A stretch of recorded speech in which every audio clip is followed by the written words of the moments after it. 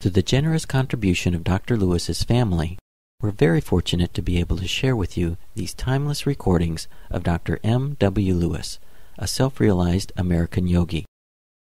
Dr. Lewis was Paramahansa Yogananda's first American disciple and dearest personal friend. The wisdom Dr. Lewis imparts through these teachings will give you a dynamic and practical insight into the ancient science of yoga as taught by Paramahansa Yogananda. This lecture's title is How to Evolve Soul Qualities and was delivered in Hollywood, California on September 17, 1953. Subject this evening, how to evolve soul qualities. How to evolve soul qualities, or involution. I believe last week I said one or two things about evolution. Man has reached as far as he can go on the evolutionary side. That is through the senses, mind, and intellect, developing reason, inference. Those things he can go only so far because they are emanations of the soul. So he cannot know the soul through rays of the soul. So never mind if a person is smarter than you are intellectually, forget it. It doesn't count when you try to go beyond. But what does count is an attribute of the soul itself, intuition. The knowing power of the soul, that's how you know the soul. Therefore, involution is what? Knowing the soul. How to know your own soul. I will not be able to cover it all tonight, so we'll have one or two lectures on this subject. So first, what is the soul? What is this thing called the soul? The Gita says this: the soul is never born, neither does it die, nor having been ceaseth any more to be. Unborn, perpetual, eternal, and ancient, it perishes not in the perishable body. And so the soul is not born, otherwise it would pass away. It must be, we can understand through even reason, it must have something to do with spirit itself, because spirit is eternal. So the soul, we can reason right in the beginning, is something different from the body, because the body, as we know, is born, and everything that is born must die and pass away. And the body is composed of what? Physical elements. And those physical elements are subject to change. They pass away. So the soul must be something different from this changeable body. Although this body seems to do things. I seem to play the organ, I talk to you, you talk at the end of the meeting.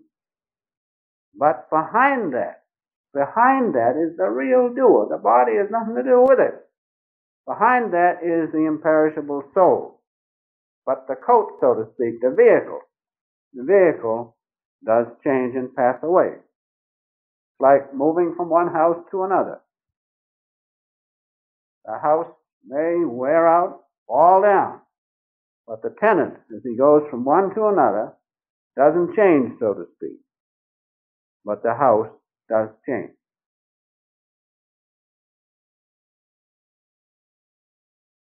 Now, the nature of matter is always to change. And the body appears and does exist under certain conditions. You must understand this simple point. The body exists under certain conditions, and those conditions are God's dream. That's all. In His dream, there's a certain cycle allotted to the body. Each and every one of us come within a certain cycle. Some live a little longer than others. Some a shorter time. But in God's dream, that is pretty well cut out, that cycle of life. And so the body exists due to certain conditions. in this case, God's dream. Now, what happens? If you remove the conditions, and the conditions of the dream is simply that you will live about so long. This vehicle will exist about so long. You have good health, you had good strong parents, so to speak, and good impulses, you may live longer. But the body being born will pass away. And so when those conditions, which are simply the impulse of God's will to keep his dream going, so to speak, when those are withdrawn, for your particular case, the body will pass away. We can remember this if you remember the simple illustration of the cake of ice. It's a simple thing. You all know what ice is. You know that ice has form and shape and temperature under certain conditions. Now you remove those conditions, what happens to the ice? It melts. It melts into its matrix underneath, which in this case is water. So with us, when the conditions are withdrawn, the vehicle melts away. But the element underneath, the matrix, which is God's presence within us, the soul, does not pass away. Remember that simple illustration. Don't make it complicated. It isn't necessary to complicate matters. Remember, the ice is there due to certain conditions. So we are here, this body, due to certain conditions. But underneath that, the soul always was, always will be, because as I will point out, it is a ray of spirit. It is not matter at all. It belongs to the noumenal region, not the phenomenal region, the underlying region. The cause of the phenomena, that's where the soul belongs and is found.